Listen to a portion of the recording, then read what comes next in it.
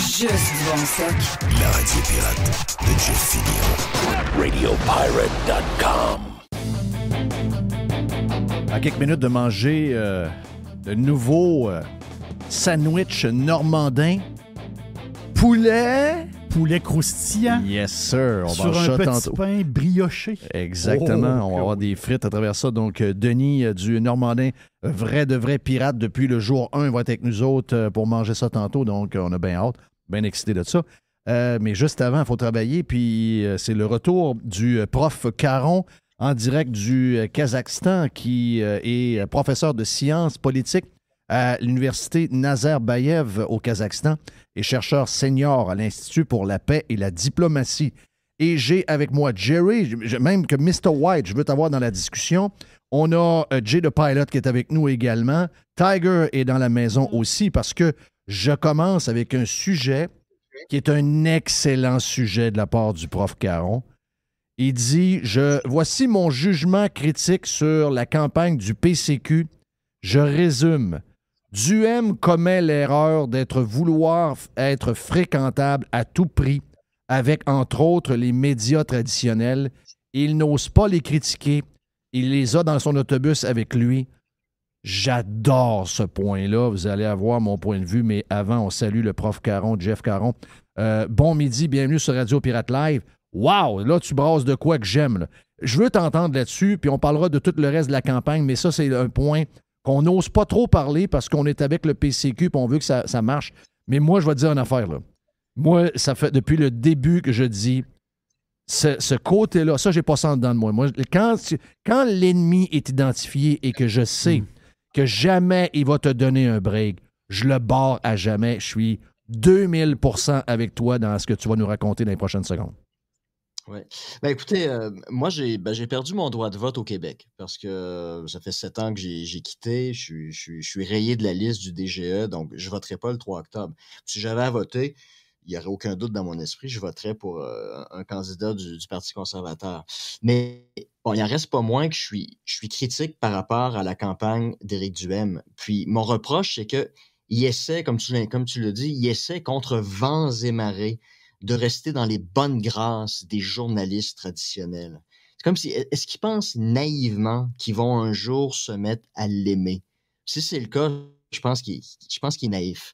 Puis s'il décidait de les sortir de son autobus de campagne puis de boycotter les médias qui ont clairement là, des standards différents avec lui, il sait qu'il se ferait comparer immédiatement à Donald Trump. Puis ça lui fait peur. Fait qu'on dirait qu'il est comme assis sur une clôture ici. Il est comme incapable de faire ce qu'il devrait faire, puis couper tous les liens avec ces médias qui sont hypocrites, puis qui sont clairement en lutte contre lui, puis qui vont toujours le diaboliser de peur d'être perçu comme un émule de Trump. Donc c'est comme ici, si Éric Duhem avait un besoin de normalité chez lui. Il est comme pas prêt à rompre avec le système médiatico-politique dans lequel il se trouve, puis dans lequel vous vous trouvez au Québec. Mais les journalistes... Moi, j'ai dit en privé, moi. Moi, j'ai dit en privé. Jamais cette normalité-là. Là. Et c'est ce qu'ils ne semblent pas vouloir admettre. Donc, dans un certain sens, c'est comme on dit en anglais, un peu delusional. Il devrait faire comme Poilievre, qui l'a dit très clairement après sa victoire à la chefferie du Parti conservateur du Canada. Ils sont l'ennemi. Dis-moi, à partir de maintenant, c'est ça. Les médias traditionnels, ce ne sont pas mes amis. Puis à partir de maintenant, je vais m'adresser directement à mes électeurs. Parce que si je dois me fier aux médias traditionnels comme courroie de transmission pour faire passer mon message, ils vont le déformer, puis ils vont me faire passer là, comme un coucou, un type d'extrême droite, un individu non responsable qui développe son programme politique sur un coin de table. Et c'est clairement ce qui est en train d'arriver à Éric Duhem pendant cette campagne électorale-là, là, que vous subissez depuis déjà, 3 semaines. Oh oui. J'ai tellement hâte que ça finisse ce matin. Moi, regarde, je suis plus capable. J'ai hâte que ça finisse. On dirait que je suis chez le dentiste depuis 3 semaines. Écoute, j'ai dit à Éric, dans les dernières fois qu'on s'est vus, j'ai dit, je pense que ton approche, t'es trop fin avec les médias.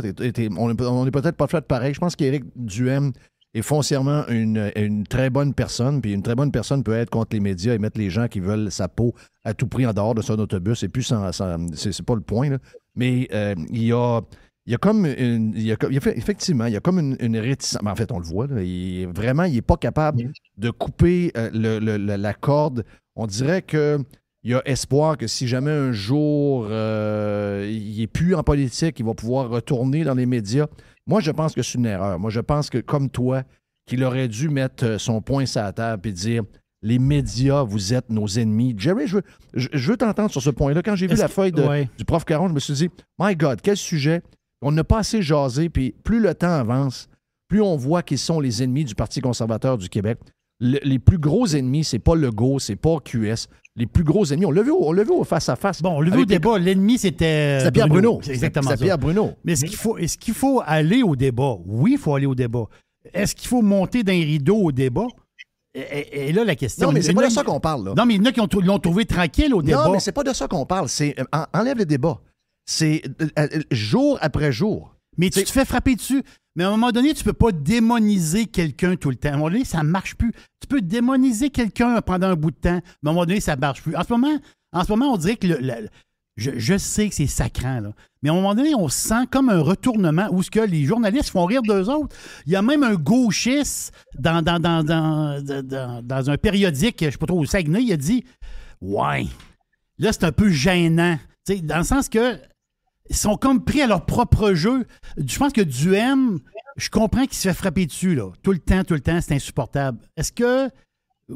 Moi, j'aime ça, flatter puis te choquer en même temps. Ouais, mais mais c'est pire que ça. C'est parce qu'il se fait attaquer de manière pas propre par les médias. Oui. Et à un moment donné, il faut que tu leur dises. Quand ils te posent des questions qui sont connes, tu peux lui dire « Ta question, elle est conne. » OK?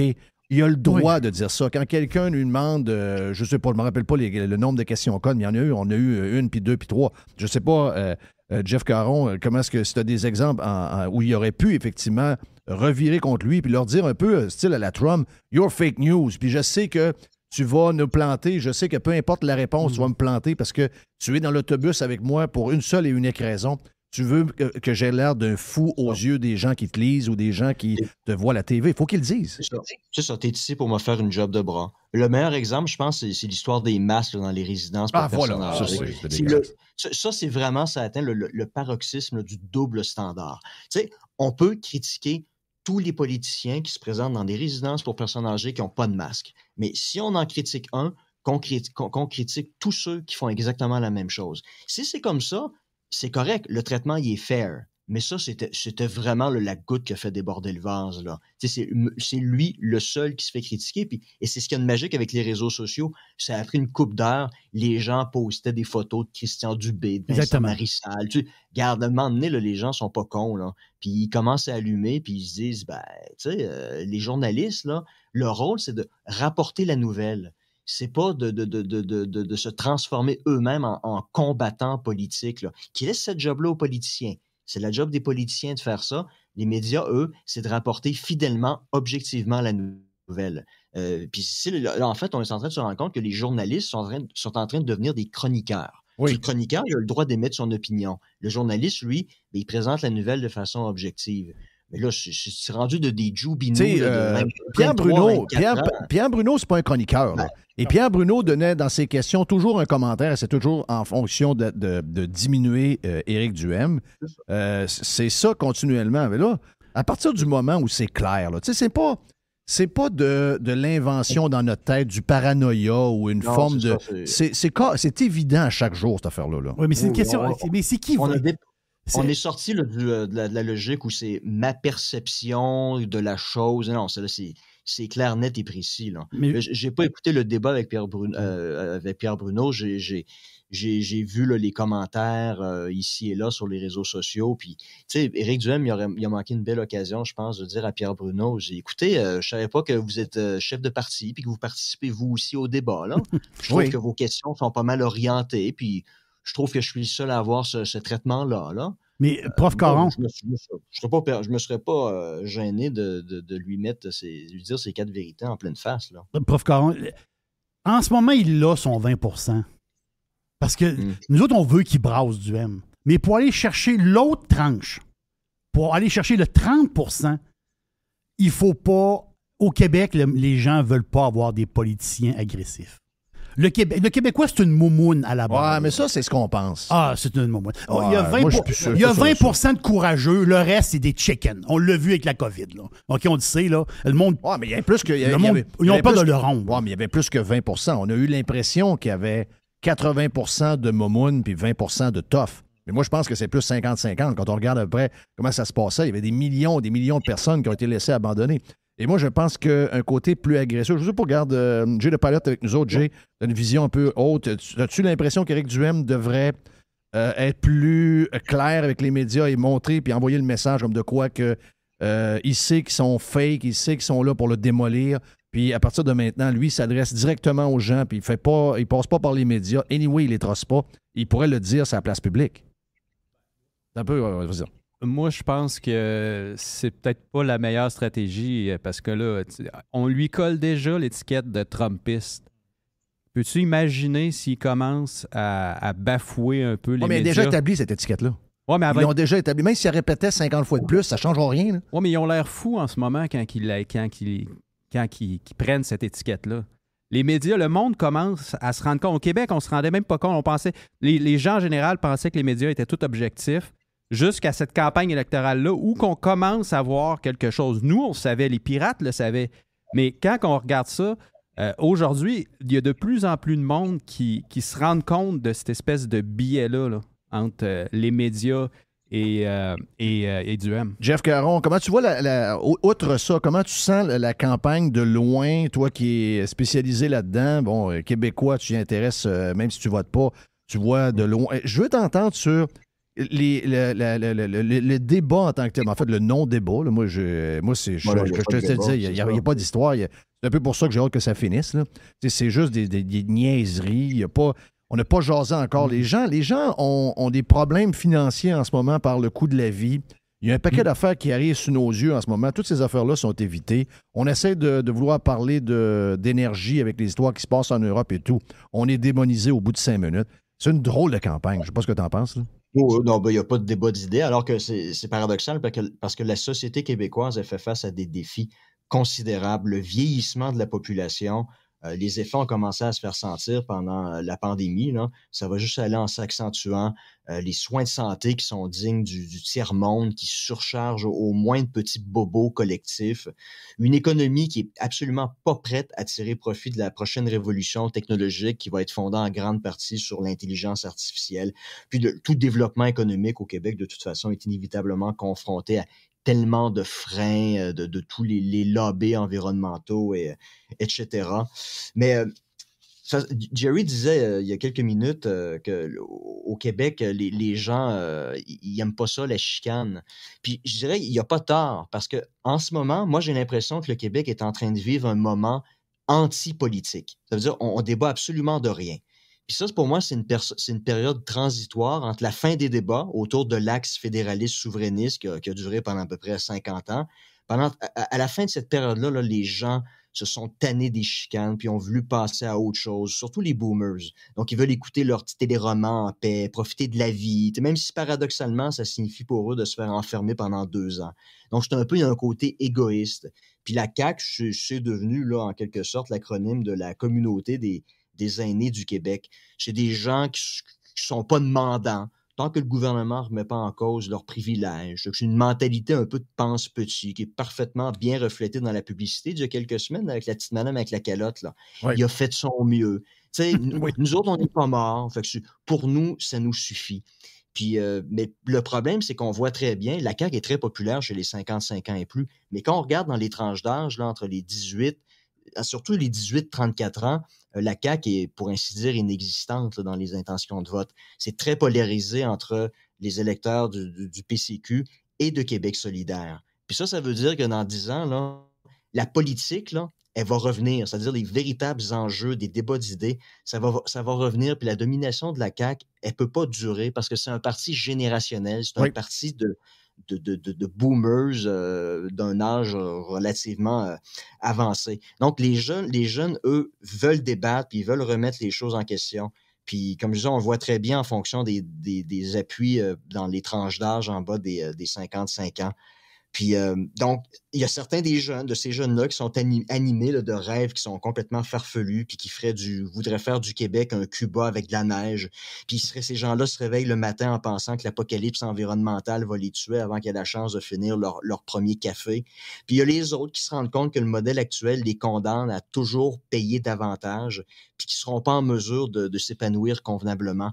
Puis tôt ou tard, ça, dans 10 ou 15 ans, cette opposition-là entre les utopistes et les réalistes va structurer le débat politique. Puis on est en train de voir là, la fin des 50 dernières années, là, l'ancien débat l'ancien axe où tous les débats étaient structurés autour des fédéralistes et des souverainistes, le Parti québécois, le Parti libéral, ils sont voués à se marginaliser ou à disparaître. Puis la CAQ aussi, au cours des 10 prochaines années, ça va être la même chose. Donc, les deux partis d'avenir au Québec, c'est Québec solidaire, puis c'est le PCQ. Puis quand ces partis-là vont reprendre là, la mise sur le débat politique, là, attachez vos trucs avec la broche, là, parce que ça va brasser. Là. Puis là, il va y en avoir de la chicane, puis les débats ils vont être beaucoup plus violents. Puis des premiers ministres, des candidats qui vont structurer leur campagne électorale autour là, d'une tournée des gargotes pour déterminer quel restaurant offre la meilleure poutine au Québec. Là. Ça va être fini. Là. Oui. C'est dans 10-15 ans, là, les campagnes électorales ne seront pas comme ça. Je suis d'accord. Puis écoute, on va... Moi, je prends on a fait une élection l'élection qu'on a présentement, c'est pour savoir qui va être l'opposition officielle. OK? On va se le dire, là, faut arrêter de niaiser. Il n'y a pas de chance qu'un des partis autres que la CAQ soit au pouvoir le 3 octobre. Ça n'arrivera pas à cause de la COVID et à cause de tout ce que tu viens de dire, Jeff, concernant la population qu'ils ont réussi à convaincre de voter pour eux. Puis cette population-là a tous ses droits. Là. C'est des citoyens qui ont le droit de vote et tout. Puis elle veut pas de changement. Elle veut avoir la même Reagan. Elle veut avoir la même affaire. Donc, ils vont... Là, on sait de savoir. Va-tu y avoir 75 caquistes? Va-tu en avoir 100? C'est la seule question. Mais la vraie question, c'est qui va être à l'opposition. Donc, moi, j'ai fait un X là-dessus. Je sais que pendant les 4 prochaines années, il va encore avoir à tous les jours François Legault et Christian Dubé pour toutes sortes de raisons. Ça va m'énerver au bout. Mais au moins, si j'ai quelqu'un qui graffigne un peu. Et la raison pourquoi j'embarque dans ton affaire d'ouverture que Éric doit être plus agressif dans les dernières semaines puis il doit vraiment viser les ennemis, incluant QS. Tu sais, moi, je pense qu'il faut délaisser un peu François Legault. François Legault, correct, là, dans quelques places, François Legault, c'est ton ennemi que tu veux enlever de la place et prendre son siège. Mais il faut éliminer l'opposition. Il faut que tu te présentes comme étant la seule opposition à François Legault, clairement. Et là, il a failli jusqu'à maintenant à cause du face-à-face, entre autres, où on a laissé 2 jeunes. En tout cas, moi, je ne les ai pas trouvés exceptionnels, mais ça a l'air que le jugement populaire a donné à ces 2 jeunes-là le fait que Gabriel Nadeau-Dubois était bon, il pétait l'écran, il était préparé, etc. Puis l'autre, on s'attendait à rien, puis finalement, il était un peu meilleur que ce qu'on pensait. Donc, Éric est condamné à être plus agressif parce que Éric est meilleur que Gabriel Nadeau-Dubois. Je connais Éric depuis longtemps, on le connaît tous. Éric est meilleur. Oui, mais il faut que ça se traduise par des actions rapidement, parce que le 3 octobre, c'est tantôt. Et c'est là où, tu sais, moi, je trouve que Gabriel Nadeau-Dubois, c'est toutes des affaires un peu prémanchées et appris par cœur. C'est des affaires qui ne connectent pas bien, on voit par l'attraction sur les réseaux sociaux. Éric, en étant un peu plus agressif, va envoyer le message qu'il y a dans l'opposition, il y a lui, puis il n'y a personne d'autre. Il faut qu'il utilise cette carte-là. Moi, je pense qu'il n'y a pas le choix. Il est condamné à le faire. Oui, puis il doit faire une croix sur les résultats du 3 octobre. Il deviendra pas il sera pas premier ministre le 4 octobre au matin. Puis si lui-même est capable de se faire élire dans Chauveau, est-ce qu'il va être capable de faire élire d'autres candidats, peut-être 2 ou 3, surtout en Beauce, c'est là où les candidats semblent avoir le plus de chances. Donc, il n'est pas là pour le 4 octobre au matin. Là. Il est là pour le 4 octobre 2033. Cette élection-là doit mettre la table pour les prochaines élections dans 4 ans, dans 8 ans, dans 12 ans. C'est là où il va avoir ses véritables chances. Lorsque la politique va reprendre ses droits, là, les gens, là, ils vont en manger, ils vont en demander là, des débats d'idées. Là. Puis ça va être entre lui puis Gabriel Nadeau-Dubois, qui est très bon, comme tu disais, pour ressasser des idées prémâchées qui sont sexy. Hein? Tu sais, moi, j'aimerais ça, prendre l'autobus puis que ça coûte rien. J'aimerais ça que mon essence, j'aimerais ça qu'il y ait une meilleure répartition de la richesse. J'aimerais ça avoir plus d'argent dans mes poches sans avoir à travailler pour. Tu sais, c'est des formules là, qui plaisent à tout le monde, mais c'est pas des formules qui sont réalistes. Donc, et c'est ça, comme tu dis, c'est le véritable ennemi du Québec, puis du Parti conservateur. C'est ces utopistes-là qui voudraient transformer le Québec en Cuba avec de la neige. Oui. Et François Legault, dans 4 ans, il ne sera plus là. Non, On va l'avoir oublié. la CAQ, c'est Il y fini. aura là. aucun militant. On sait qu'ils vont gagner là, mais on sait qu'après, ça va être très difficile. Jay, as-tu une question pour le prof Caron? Oui. Dans le fond, dans cette optique-là, moi, je reviens avec ce que Jeff disait un peu plus tôt par rapport à peut-être un petit peu plus d'agressivité envers les médias, entre guillemets. C'est réaliste que ce que vous dites, le prof Caron, puis je pense que ça fait vraiment beaucoup de sens, le nombre de députés qu'on peut espérer avec le Parti conservateur. Mais moi, je pense encore qu'on a une chance d'être dans l'opposition. Je pense que c'est là où les 2 prochaines semaines sont importantes parce qu'il y a un effondrement du PLQ inattendu, encore plus rapide qu'on pensait. Le PQ, il n'y aura pas plus que 1, là, ça va être bérubé. QS, je doute les chiffres de Léger Marketing. J'aime plus ceux de Main Street parce que c'est plus logique. Donc, moi, je vois une possibilité d'avoir... Je ne vous dis pas qu'il va en avoir 50, mais je vous dis que les autres en auront tellement pas, puis la CAQ en aura peut-être 100 ou 102, que finalement, peut-être que l'opposition officielle, avec 13 députés ou 12 députés, ça peut être Éric Duhem. Parce qu'il y a quelque chose aussi que Léger, il prend pas en compte, c'est la plus-value aux infréquentables. Puis on a vu ça au cours des 20 dernières années en Europe, surtout avec les partis plus d'extrême droite, le Front national, Jean-Marie Le Pen. Pendant toutes ces campagnes présidentielles, les sondages le sous-estimaient. À l'élection de 2002, quand il est passé au 2e tour, il a obtenu de mémoire 17% des voix au premier tour, puis les sondages lui en donnaient seulement que 12. Mais il faut comprendre, quand un parti est diabolisé comme ça, c'est un fasciste, un nazi. Quand vous faites appeler, là, oui, monsieur, on travaille pour telle firme de sondage, on voudrait savoir pour qui vous allez voter.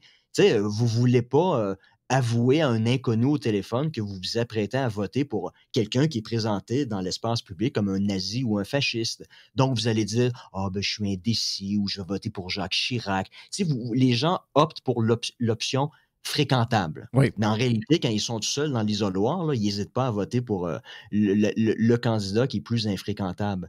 Donc, en réalité, moi, je soupçonne que les véritables appuis du Parti conservateur, qui est diabolisé là, par les médias, c'est à peu près 20%. J'ai vu un sondage dans la région de Québec, on parle de 25% pour le PCQ, puis 36% pour la CAQ. Moi, j'ajouterais un 5% de plus au PCQ. Regarde, le dernier Main Street... de Québec, Le dernier Main Street au national donne 20%. Là. Celui qui est sorti hier donne 20% au Parti conservateur au national. Est-ce que tu vois donc... Est-ce que tu vois... donc, qui est 4 de plus. Qui est 4 de plus que Léger Marketing. Est-ce que tu vois 21 en fonction de 5 de plus pour 16 ou tu dis, ben regarde, si Main Street est à 20, je peux même aller jusqu'à 24, même au niveau national? Oui, parce que, regarde, par exemple, le référendum sur le Brexit en Grande-Bretagne, les sondages ont sous-estimé le vote réel en faveur du Brexit d'à peu près de l'ordre de 5%. En 2002, Jean-Marie Le Pen, la sous-estimation, c'était à peu près de l'ordre de 5%. Donc, je dirais, moi, je ne serais pas surpris le 4 octobre. Si l'élection avait lieu aujourd'hui, je ne serais pas surpris si le PCQ avait entre 23 et 25%. Donc, dans la région de Québec, si on dit 25%, ça pourrait aller jusqu'à 30%. Donc, dans la perspective aussi où peut-être le Parti québécois est en train de remonter un peu dans les intentions de vote, on pourrait peut-être voir des candidats du PCQ être en mesure peut-être de se faufiler. Oui, ça, c'est une bonne nouvelle, la montée. Si c'est vrai, là... Si c'est vrai, le Parti québécois, là, c'est une bonne nouvelle pour le PCQ parce que les autres, ils grugent la CAQ. Ils grugent directement dans la CAQ. Là. Direct. C'est ça, exactement. Oui, c'est le noyau national. Mais je vous retourne la question rapidement. Si au début de la campagne, Duhem frappe comme vous le voulez, très méchant, très incisif, très baveux, puis frappe. M'excuse, là, il n'est pas à 23-24% d'un sondage. Oui, il est à 30. Non. Moi, je dis qu'il taponne à 12, 13, Non, 14. vous comprenez pas, vous avez trop peur. Non, OK, je vais poser la question. Avant, Jay, t'as pas fini ta question tantôt pour le prof. C'était un peu ça. Moi, Jerry vient de dire l'inverse de ce que je pensais. Le Québécois, c'est une momoune. Oui, je comprends, mais Non, il y a des Québécois momounes, mais les Québécois sont pas tous tant momounes. qu'à ramasser 5, 6, mettons qu'on est optimiste puis on en ramasse une dizaine, disons. Go all in. Il sera pas premier ministre, Éric Duhaime, demain matin, là, le 4 octobre, je veux dire. Donc, pourquoi pas go all in, ramasse tout ce que tu peux ramasser, le plus d'appui dans ta base électorale, puis prochaines élections ou dans 10 ans, comme vous dites, on changera la stratégie. Regarde, je vais donner un exemple, Jeff Caron. Donner un exemple de ce que c'est, mettons, que j'aimerais voir de Éric Duhaime. On s'en va aux États-Unis, OK? Il y a des villes qui font la morale au Texas, il y a des villes qui font la morale à la Floride. Ils rentrent plein de migrants. Ils sont là de loin à New York, puis à Chicago, puis à Washington, puis à Martin Vineyard. Vous devez laisser ça. On n'a pas de règles à mettre. Nous autres, on est des villes ouvertes, puis on veut tout le monde. Puis de notre côté, on est des villes qui est prête à accueillir tout le monde. Mais dans la réalité, ces villes-là accueillent rien parce qu'ils ne sont pas proches des frontières. Ils accueillent à peu près rien de ces immigrants illégaux-là. Donc là, ce que certains politiciens avec du front de cochon ont fait, donc DeSantis et Abbott au Texas, ils ont mis ça dans les avions, ils ont mis ça dans les autobus, ils ont dit « Ah ouais, vous trouvez qu'on ne fait pas bien, ben regarde, on va vous en envoyer. » Et là, la panique est prise. Et là, on dit « Ah ben DeSantis, c'est pas humain ce qu'il fait. L'autre, c'est pas humain non plus. C'est pas correct, on fait pas ça, ça n'a pas de bon sens. » Est-ce que Éric Duhaime, s'il était au Texas ou en Floride, aurait le courage de faire ce que les deux-là font ou justement, pour ne pas avoir mauvaise presse, il ne le ferait pas? Ben, c'est un autre système aux États-Unis, puis depuis Trump en 2016. Trump a vraiment opéré une rupture là, entre lui et le système médiatique. Là. Puis maintenant, chez une certaine frange du Parti républicain, même ceux qui veulent pas se référer directement à Trump, ils réalisent que c'est quand même une méthode qui fonctionne. Parce que la population, la personne ordinaire, c'est pas un individu stupide. Là. Il est capable là, de s'informer par lui-même puis de comprendre les véritables choses. Puis, on voit de plus en plus les gens qui se détournent des médias traditionnels. C'est une des raisons pour laquelle les médias traditionnels sont en déclin. Puis ils se tournent de plus en plus vers les réseaux sociaux. Il y a des bénéfices, il y a aussi des inconvénients, inévitablement. Mais pour moi, si Éric Duhaime s'adressait davantage aux gens directement, à l'intelligence collective par le biais des réseaux sociaux, on l'a vu, Trump a été en mesure de se faire élire président en grande partie à cause d'une campagne électorale menée très efficacement par le biais des réseaux sociaux. Puis moi, je pense que c'est l'avenir de la mobilisation politique pour les partis politiques. C'est plus les pancartes, là. C'est niaiseux, mettre sa face là, sur un poteau d'Hydro-Québec. Là. Ça donne rien, ça. Là. Les véritables campagnes se font par le biais des réseaux sociaux. Puis je pense que Éric Duhaime, s'il avait misé davantage sur ce filon-là, il aurait peut-être été en mesure de faire mieux passer son message. Parce que les médias traditionnels, là, ils vont toujours le diaboliser. Il n'y aura jamais là, le traitement de faveur qui est réservé à Nadeau-Dubois et compagnie. Là. Il doit s'y faire puis adapter sa stratégie. Ah, il le déteste. Il le déteste. Puis quand je dis rompre avec le système médiatico-politique, c'est pas d'envoyer chier un journaliste là, lorsqu'il pose une question débile, mais c'est de le faire passer pour un idiot, pour ce qu'il est en réalité. Là. Tu sais, il se posait la question, vous n'avez pas eu de masque? Il dit, oui, mais alors, pourquoi est-ce que vous ne posez pas la question? Vous avez dit, regarde, Jeff, rappelle-toi celle-là, vous avez dit là, que les jeunes étaient... faut sortir les jeunes, faire du sport pour qu'ils arrêtent d'être sur leur divan, à écouter Netflix ou encore à lire. Puis là, le journaliste dit, mais est-ce que vous êtes en train de dire que la lecture, c'est néfaste? Ça veut dire ça, il faut que le gars se fasse retourner dans ses shorts. Là. Mais ça, comme bonne réponse, c'est quelle question stupide. Là, oui, c'est ça, t'as pas besoin de... Les Québécois méritent mieux que vos questions stupides. Tu sais, des formules comme ça, à un moment donné, tu coinces les journalistes puis ils se rendent compte que s'ils posent des questions stupides, ben ils vont se faire humilier parce que les conférences de presse, là, ben souvent c'est live à la télévision, là. Puis, tu sais, c'est son papa ou sa maman là, qui voit le petit journaliste là, de 23 ans qui vient de finir sa technique au cégep de Jonquière, là, qui travaille pour le Journal de Québec, qui se fait humilier comme ça publiquement. C'est pas super le fun. Là. Non, puis... Il y a une façon d'être une arrogance qui est quand même poli, là, dans un. Puis on sait qu'Éric, s'il y en a un qui est capable de le faire, c'est bien lui. Oui. Écoutez, outre ça, puis je finis là-dessus, puis regarde, on faut s'en parler avant le 3 octobre pour les prochains jours qui restent, Jeff Caron. Mais il ne faut pas oublier une chose. Là, on veut plus. Puis moi, je vois une opportunité. Je suis un peu dans le même bandwagon. Je suis dans le crazy train le tien et également celui de Joe Hamel. Mais on est parti quand même de 1 %, on est rendu à près de 20 %. Exactement. C'est extraordinaire, là. Tu veux dire, c'est extraordinaire, mais il y a une opportunité et on ne sait pas qu'est-ce que l'avenir nous réserve. L'opportunité, elle est maintenant. Et moi, je pense qu'il faut y aller avec le grand coup, dans le respect, mais il faut éliminer ceux qui nous nuisent. Il faut montrer à ces gens-là qu'ils sont souvent des idiots. Et moi, je pense que c'est des choses qui peuvent devenir virales. Et quand ça devient viral, ben là, tu sais plus ce que ça peut faire. Ça devient viral sur TikTok, etc. Puis là, t'as un paquet de jeunes qui embarquent et qui disent « Hey, c'est donc bien cool, donc bien drôle, donc bien... » Et là, finalement, ça se traduit par des gens qui ne pensaient pas aller voter et qui vont voter et qui te donnent un plus, parce que ces gens-là ne votaient pas pour personne.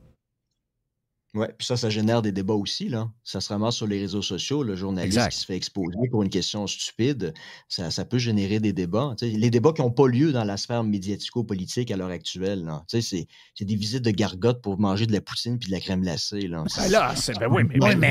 Mais là, vous autres, vous n'avez pas ça, vous autres, au Kazakhstan, là, de la bonne crème molle, marbrée, là. Vous mangez du cheval. Ouais, vous mangez du cheval.